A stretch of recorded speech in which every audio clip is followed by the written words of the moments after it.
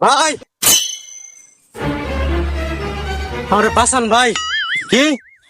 কার এত বড় ক্ষমতা যে আমার এলাকায় থাকি তোর গায়ে হাত দেয়? এই তুই কস নাই যে তুই বিল্লা মাস্তানের ভাই? কইছো ভাই?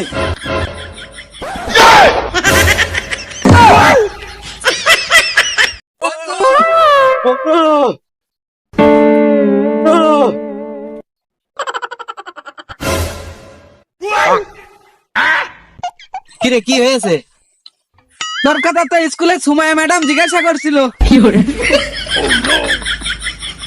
তা কি জিজ্ঞেস করছিল? বলছো তুই এত কালা কে?